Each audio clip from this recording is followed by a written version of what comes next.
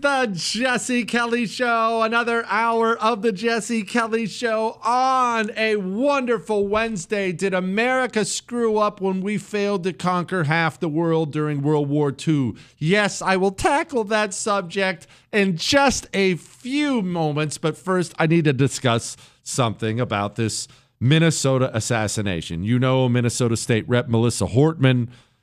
Guy shows up at her house, 57-year-old man, mask on, pretending to be a police officer, murders her husband. Okay? All right. I got this email. Oracle Supreme. I feel like I fell victim to the Bongino 24-hour rule. X and Fox were claiming the Minnesota shooter of that poor woman, Melissa Hortman, was shot by a radicalized Democrat. They posted No Kings pictures in the guy's car, say he was appointed by Walls, say he was mad about Hortman's illegals, so on and so forth. The next day, I hear the left is spinning, that the right is making up all these things, that he's actual Republican. I don't know what's real anymore. Let the Oracle set us straight. Was this dude a radical left communist or a radical right-wing wacko? His name is John. Okay. We have this headline, too, from The Blaze. Phone associated with the accused assassin's home traveled to Dubai, Nepal, India, and Turkey. Okay. All right. Let's digest something here. And it's not about this particular story, which I don't mean to insult you, but I've emotionally moved on, haven't you? Like I only have so much emotional outrage in my body every day. I still feel terrible for the families. It's not that it's not a big deal, but you've emotionally moved on. I've emotionally moved on. So let's discuss this. It'll help us digest future things. You know how I've been talking a lot about discernment lately? A lot. Discerning information. Sifting through information, because today there was an outrageous story, and tomorrow there'll be an outrageous story, and guess what? The next day there'll be an outrageous story, and you're not going to believe this, the next day after that, an outrageous story, over and over and over and over and over again. And for people, all people, don't think you're unique. I'm the same way. Everybody's the same way. It's hard to know, what do we believe? What do we go with? Let's focus on this story. What was this guy? We know Tim Walz appointed him to a board, but that may mean something. That may mean nothing. Allow me to explain. Here's something for you. Yes, there's a chance that Tim Walz and this guy were pen pals from high school, and the guy wanted a gig, and Tim Walz called him up and said, "Hey, crazy assassin guy, I'd like you on a board." There's a chance that happened. There is. There's also a chance that Tim Walz never met this guy or even heard of him. That Tim Walz has a staffer whose brother's uncle's nephew wanted this guy to have a job on a board, and they gave it to him. Well, there are pictures. They have pictures. Okay. Do you have any idea? Look, I'm a dumb radio host. You have any idea how many pictures I take with people? Every single time I travel, every time I'm out and about, every single time. Hey, you want to take a selfie? Can we take a selfie together? And by the way, that's totally cool. It's really cool. It's no bother at all. I'm not complaining at all, but you could be a freaking serial killer. I'm not going to turn you down. I'm just a normal dude. You want to take a picture? You want to talk? Let's talk. I'm not going to, hey, Chris, run a background check on this guy before we put a picture on his Instagram. You can get a picture with anybody. What's that mean? Doesn't mean anything. So there, confusion. You mentioned the No Kings material in his car. Did you look at that picture? Have you looked at it? Go look at it again. Just while we're talking here, I'm sure you can do an internet search. Go look at the picture from the guy's car. It's a stack of papers. All of them seem to say, at least from what I can tell, No Kings in big magic marker. No other marks whatsoever. How'd that get there? He put it there. Do you know that? You sure no one else did? You sure a dirty cop didn't put that there? Are you sure a Democrat operative, Republican operative didn't put that there? I don't know. Oh, but he traveled to, what was it? Dubai, Nepal, India, and Turkey. Okay. If you picked up my cell phone and tracked everywhere I've been in the last, 3 years, you will find that I was in Turkey. I was in Paris. I was in Israel.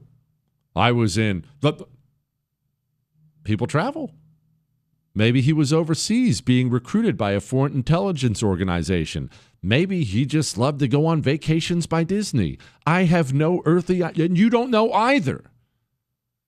My point in this little talk is not about this particular case because I don't know and we may never know. And Jewish producer Chris brought up this particular point. We are anxious in cases like this to automatically assign a motive that fits in our box. When I see a deranged, violent assassin in this country, the odds are that's going to be a communist because the communists commit 99.9% of the acts of political violence in the country. Plus, I don't like Democrats anyway, so it's easy for me to say that. But maybe he wasn't. Maybe he was just nuts. That's the point Chris made. There are those people too. You know that story about Gabrielle Giffords getting shot in the head? Remember, I was her Republican opponent 3 weeks. I lost to her 3 weeks before that guy showed up, shot a bunch of people, killed people, and shot Gabrielle Giffords in the head. And I remember this because post-assassination attempt, of course, all the communists tried to come down on me like they always do. I mean, look, they all got together and pulled the Chuck Schumer on me. The increase in violence, the threats of violence against members, didn't happen by accident. It happened because of the coarseness of the debate, but beyond that, the kind of rhetoric that we hear some in the hard right use, which at least some people think gives them a permission structure to do very evil things. They pulled the same thing on me.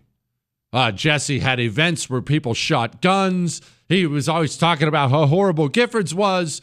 But I was actually curious about that too. Did you know that? I don't think I've ever told anybody this. I was curious, and to be honest, I was a little worried. Because when you go kill a bunch of people, and it was the person I just lost to in a very heated congressional race, I was worried they were going to find a Jesse Kelly bumper sticker on the man's car. I was worried that, look, there could have been a picture of me with him at an event. You know how many people you take pictures with when you're running for office? What if there's a picture of me having my arm around him? What if we sat down at a big table and had a beer? I was nervous too. Man, what if we are linked? What if he did do it? They went digging through all the guy's stuff. He was just crazy. He wasn't even a Democrat. He wasn't even a Republican. He was a nut job. If you tried to sift through all the weird crap and whatever it was, journal, manifesto, I could never sort through it all. But if you read through the stuff, he seems like a crazy guy who wanted to get famous by doing something wild. To be honest, after we got done digesting all the stuff we read, I think God saved my life. I think that would have been me that day. I think he was going to go kill whoever the most famous local politician was, and that could have been me standing in a grocery store parking lot. Now, granted, everyone on my team was armed, so that guy would have never got arrested. He would have been dead very shortly after, but you're not generally going to stop some nutball who walks up and puts one in your head. He probably would have got me. How would I know? Come up right behind you, you never know what happened. Sometimes people were just crazy. What happened in Minnesota?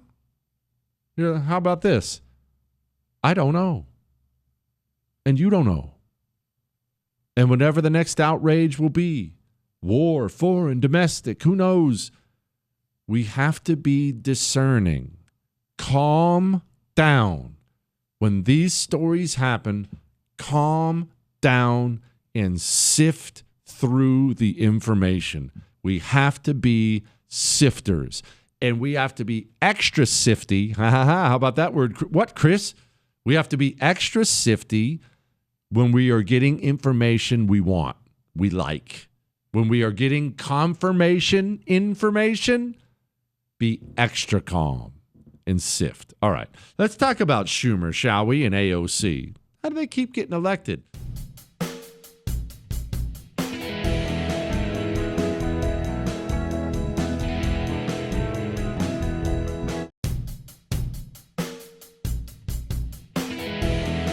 It is the Jesse Kelly Show on a wonderful, wonderful Wednesday. Don't forget, you can email the show, jesse@jessekellyshow.com. Back to this China thing, because Scott Bessent sat down with Miranda Devine on her podcast.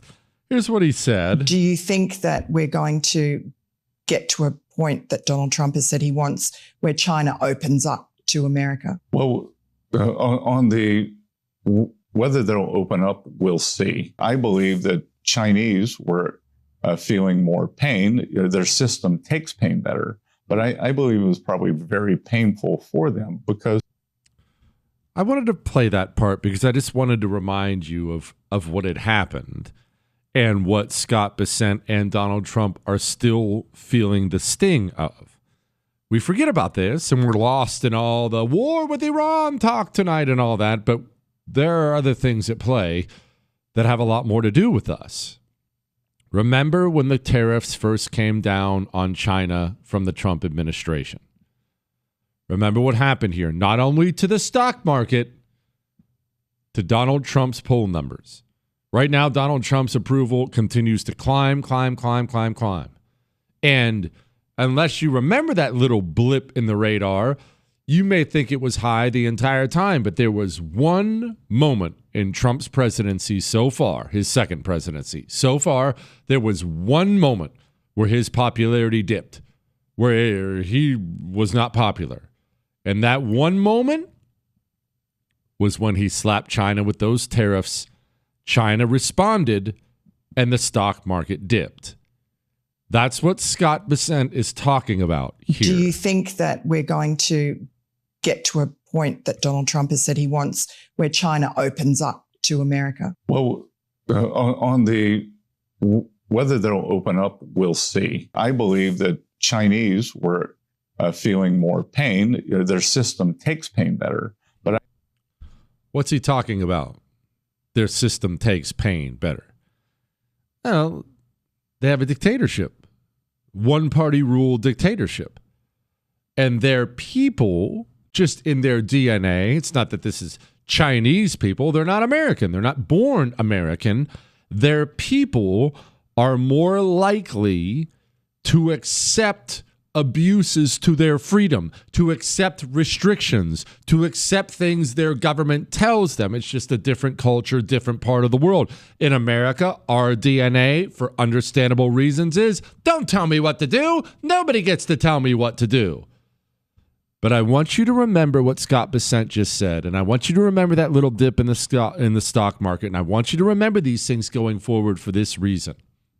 American politicians, all of them, even ones who can't run for re-election, they are always mindful of getting cross with the American people, getting too cross with the American people and what it will mean for their power and the power of their political party.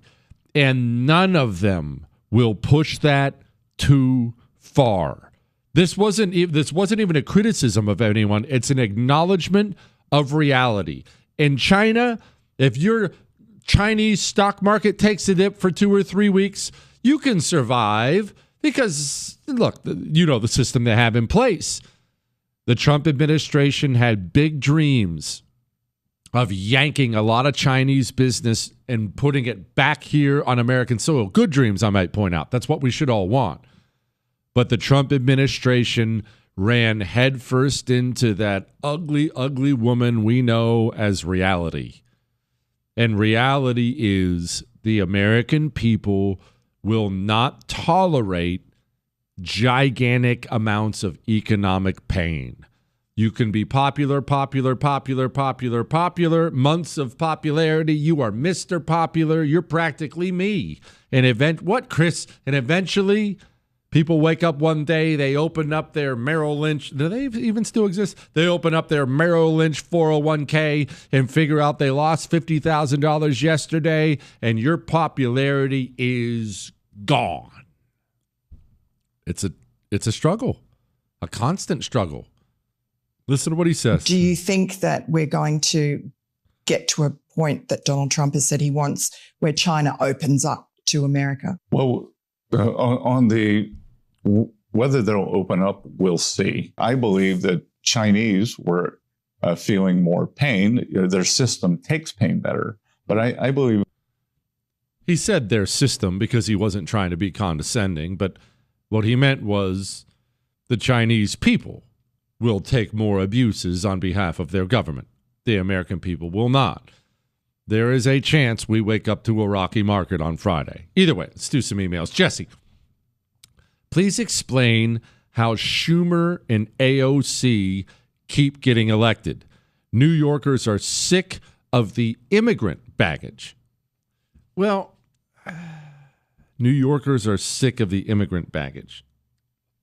I'll put it to you this way, because I hear this. I get these emails from places like New York, from places like California, Oregon. You send me a lot of these from Oregon, Washington. We have a lot of Washington State. We have a lot of listeners in Washington State who email something similar. Jesse, everyone I talk to is sick of all these illegals. Jesse, everyone I talk to is sick of the COVID stuff. Jesse, I don't understand. How do Democrats keep getting elected when everyone I talk to is sick of fill in the blanks? So let's talk about that next.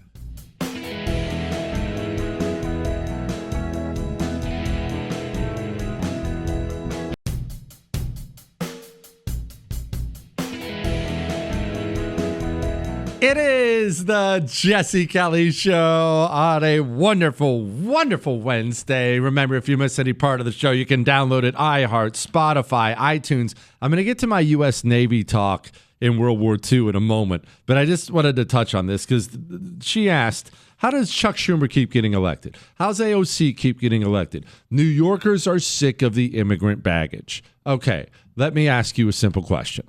Very simple. How many people do you know, or you yourself, how many people do you know have said something to you at some point in their lives about wanting to lose weight or get in shape? How many people? I mean, everyone said that. I've said it to you multiple times. Everyone said that. Everyone's gotten a little frumpy from time to time, looked in the mirror and said, oh my gosh, I'm cupcaking over my boxers. This is terrible. Everyone. Okay, now you have that number? At least a rough number? All right. How many did it? How many? Yeah, hey, Susie, I'll tell you what, I put on my dress last night and it used to fit so well, but now I'm bursting out of the thing and not in a good way. I'm embarrassed. And then she started eating better, working out, got herself right. How many actually did it? A small percentage. You don't have to find a number. It's a small percentage. It is human nature to complain about things, yet not do anything about it. It feels good to complain. In fact, complaining makes you feel like you're doing something about it. When you complain, hey, I'm too fat. In a way, in the way the human mind works, you feel like, I started to tackle the problem. After all, I told Susie about it today. Blue state Democrats are all this way, all of them. You mentioned New York, so let's talk about New Yorkers, because as you know, I'm in love with the place, always have been. Love you, WOR, and I have a bunch of friends who live there all the time. And they're always complaining about New York City. I like it more than they do. New Yorkers are generally like this, though. They're complaining about the trash. They're complaining about, well, it was de Blasio. Now they're already preemptively complaining about Cuomo.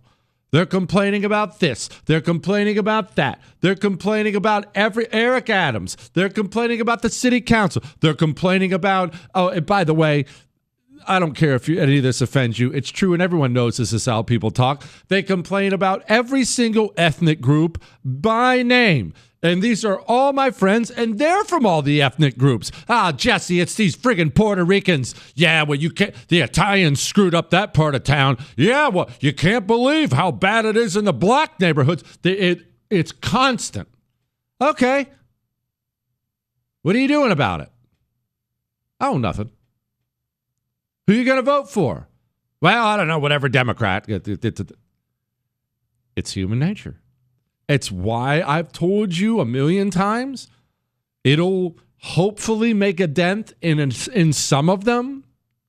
Those magical words you say to your Democrat voting friends whenever they're complaining about whatever.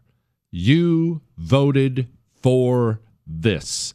Those magical 4 little words, especially Democrats, they love, absolutely adore washing their hands of the way they vote. They will vote Democrat. They do this in California all the time. Democrat up and down the ballot. And then the next breath, I can't believe the taxes in this state. I can't believe how expensive it is. It's crazy how dirty it's gotten in this town. It used to be so nice. You know what you say to them? You voted for this. I love Chicago. Chicago's the best. What a great history in this city. Great shopping sector. Oh my gosh, this crime's out of control. Geez, it's crazy here. It's nuts. Hey, who'd you vote for? Oh, Brandon Johnson. You voted for this. The Democrat voter in the blue state is maybe the most skilled person in human history at walking away from accountability for their own actions. And that's exactly why they descend like a freaking plague of locusts on red states all the time and show up and start voting Democrat again. I destroyed California. I voted Democrat for 40 years. We can't afford to live there now. My wife just got robbed at gunpoint, and that's why we're here in Montana. Oh, hey, what Democrat am I going to vote for now? They're famous for it. It's amazing to watch. Now, I need to talk about something, and it's really, really, really important. So I need your attention for a second. I want to talk about our fleet at the end of World War II. Our Navy fleet.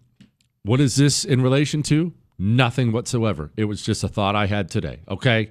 If you have to know, I have already begun my research on the kamikazes of the Pacific War because I promised you that would be the next one. And so that has begun. No, you're not getting it Monday. Don't get your hopes up. But because that has begun, I'm once again digging through all these different books I have and things. Hear me out. And you may have to set aside your morality for this for a moment. Just hear me out.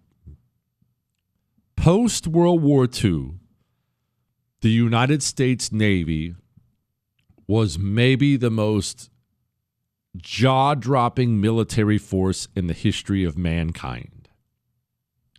We had spent so much time, and more importantly, we had spent so much money building up this fleet of every kind of ship, of the most modern ships, that it wasn't just that we had the best ships, which we did. We had better radar than everyone. We had better this. We had better that. We had the best ships. We had the most of them. All right, you with me? What can you do when you completely control the sea and the air? You can either conquer anywhere you want, or at least destroy almost anywhere you want. And you definitely can cut off any kind of a water-based country. It doesn't just have to be an island, but any country that relies on the ocean to get their supplies in and out, you can cut them off. In fact, the greatest argument against dropping the atom bombs on Japan, for those people who disagree with such a thing, the greatest argument against it was we were already starving them to death. They were going to have a rebellion themselves because we were sinking all the ships coming in. Our Navy was so incredible, they couldn't get anything in. And that was before we were fully committed. We could have just surrounded that whole place and watched them starve until they gave up. Now, setting that aside, here's my question. How much of the world could we and should we have conquered with that naval force post-World War II? Think of all the countries. Think of how many places, and I know, look, I said set aside your morality because I realize when I say taken, we're talking about bombing and starving and murdering people, and I don't think that we wish we would have done that. But just think about this: you have the most jaw-dropping military force, or at least one of them, in the history of mankind. That would be the United States Navy at the end of World War II. There is no other country on the planet that can even really hurt you significantly on the ocean. Not even the UK by then. We would have swept them right off the ocean. They weren't even in our league. Nobody was. Nobody was. What could we have taken for ourselves? Let me put it this way. Who could have stopped us from taking 50 countries? You could have taken anything you wanted, and physically, nobody can stop you. And because you own the Navy, because you own the ocean, and with that comes the air, because we had a bunch of air-based, whatever, you get it. We own the ocean. We own the air. You don't even have to worry about your supply chains being messed up. What if every single country on the planet sanctioned us? It wouldn't have mattered. We would have owned all the materials. You can just take everything and you can't do anything about it. I bring this up because how many other times in human history can you find where a country had access to that and did not use it to expand themselves? I guess that's to our credit that we didn't use it to go conquer the planet. It's probably to our credit. I don't wish we did it, but that's an interesting mental experiment, isn't it? Who could have stopped us? The only thing militarily we probably couldn't have done at the end of World War II was invade the Soviet Union, because that's virtually impossible, and the Red Army was honestly amazing by the end of World War II. But besides that land invasion, we could have taken anything we wanted. Think about that. It's not important. Obviously, I was lying about that, but it's fascinating, isn't it? Anyway, let's get back to emails. Politics, next.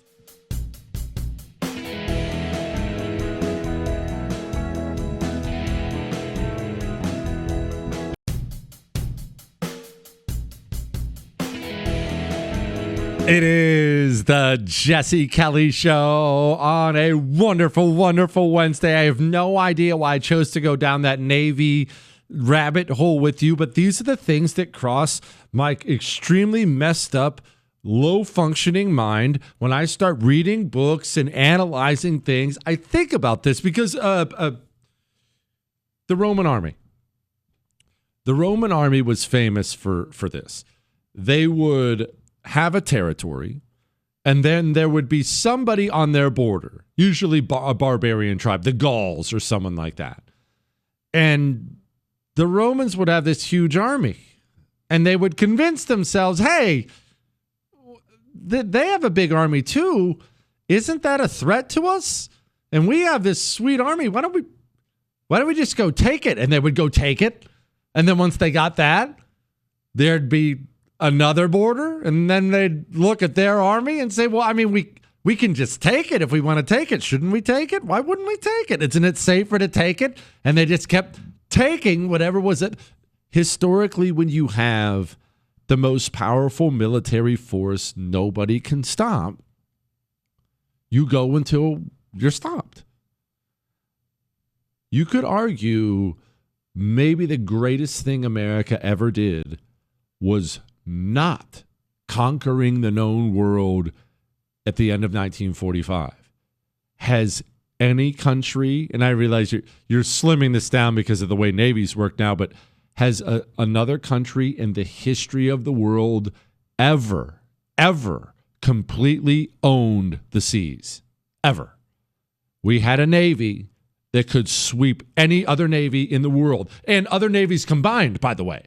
Several navies combined, sweep them right off the ocean like they're gone. Boom, gone. What, Chris? Chris said you could take a region, then you're short on manpower. But see, that's the thing about the Navy. Let's call it Australia. We'll use Australia for an example. I know they were an ally, World War II, stay with me. Let's say we want Australia. G'day, mate. And what, Chris? That was good. You can't do that. Anyway, let's say we wanted Australia. Something crazy like 95% of Australia's population is on the coast. You wouldn't even need a large land force. Honestly, just the Marine Corps would probably be enough. You blockade Australia, bomb them to smithereens. You take Australia, okay? How large of a force do you need to keep Australia when, remember, you have the ocean? You control the ocean. Who's going to come? How are you going to lose Australia when you control the ocean? This is what doomed the Japanese, well, part of what doomed the Japanese in the Pacific War. As our Navy got bigger and bigger and better during the war, we didn't even have to take every island. Like they had a huge island. This is famous. You nerds will know this already. Rubal. You can look up Rubal. It was a Japanese, it was essentially a Pacific fortress where they had they had so many troops and supplies and everything stationed there. And we actually agonized over it. Do we take Rubal? We kind of have to take Rubal. And then we figured out, wait a minute. Why do we have to take Rubal? We'll just sweep them off the sea and let Rubal sit there and just essentially wither away. Who can do anything about it? Put all your troops on Rubal. That's fine. You're never going to see them again because we own it all. Whatever. This is stupid. I don't know why I got on something stupid. I want to talk about something more fun. Americans' favorable views of the Democratic Party's brand are at a record low, just 29%. That's compared to 36% for Republicans. It is the lowest ever recorded for Democrats in CNN polling going back more than 30 years. As you can see, the party's numbers dropping a staggering 20 points in just 4 years. The CNN SRS. That's wild. It's almost like these people don't have the pulse of the American public. I think when we win the majority in the House, you're going to see enough Democrats make it a priority for ICE enforcement that they are no longer faceless. It looks too much like some 1800s bank robber or, some KGB officer in Russia, pulling protesters off the streets. And that part, it really bothers people that that's how they're conducting it. And so show us your face is going to be a part of, I think, a democratic enforcement policy in the future. Stripping ICE agents of their facial protection, that wasn't popular with middle America? Huh. Let's check in with Kathy Hochul. Hey, Kathy, why is the Democratic Party unpopular? They're walking out of this courthouse, taken away from their families. They don't have the attention. They don't have the lawyers. And that's why the state of New York is providing $50 million to cover legal services for people who are finding themselves in this situation. They're taking $50 million in taxpayer money and paying illegals, paying their lawyers. That's what's happening. The Democrat Party, they handed over every ounce of political credibility they had to the mass importation of foreign barbarians. And now their intention is to sell out every last bit of it to keep all those people here. And every day they wake up and see themselves cratering in the polls, and they don't seem to be able to turn around. It's amazing. All right, let's talk about Gen Z rejecting them, the Social Security Trust Fund running out of money. What did Whoopi Goldberg say about Iran versus America?